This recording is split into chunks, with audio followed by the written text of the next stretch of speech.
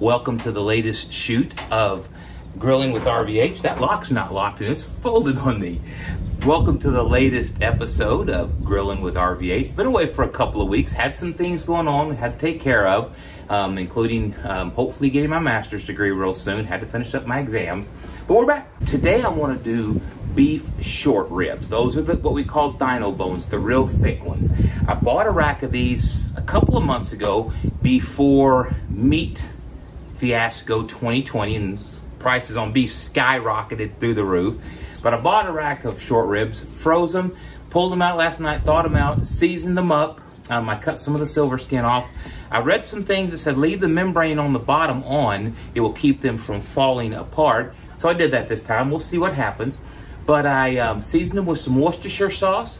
I sprinkled a little bit of Killer Hogs AP seasoning as a base coat, and then some Kosmos Q cow cover. Put that on there, and so it's been sitting in the fridge with that for about an hour and a half, 2 hours.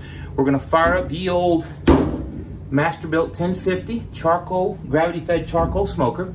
We're gonna put it at 250. We're gonna put the ribs on there and let them run to an internal temperature of about 203. I'm gonna spritz them a little bit. We'll see how much and how long we spritz, not really sure. And then we're going to take them off and let them rest for about an hour. So I had thought about wrapping them in butcher paper, unwaxed butcher paper, about 3 hours in, but I thought, no, I want the bark, so I'm gonna let them run. When I pull them off, I am gonna wrap them in butcher paper and put them in a cooler with some towels for about an hour to let them rest. So we're gonna get the old smoker started, get her fired up, and I get those ribs on. Come on back after this and see how this cook turns out. So now let's get old Smoky here fired up. We got some pecan wood and some apple wood mixed down there in the old firebox. We're using some B&B Texas lumped charcoal, Texas XL lumped charcoal. It's really good stuff. I found some in the cabinet, so I picked it up, and yeah, I've been very happy with it. One thing that I've been doing, you can light this fire, get this thing started any number of ways. One thing that I found works for me is like some of these Weber, what do they call Weber rapid fires. I wrap them in some dryer lint that my wife collects for me when she does laundry. Just kind of helps get the thing started. And get this all up in here. That shoved up in there with the dryer lint. Got the hopper full of charcoal. Let's grab the old Burnzomatic propane torch. Oh, let me open this lid too. Let's fire this sucker up. All right, so I decided to go with 225 for the first bit of this cook. So 225. Going to put this lovely looking rack of ribs right here on the middle rack. I'm going to take the pan and put it just below it.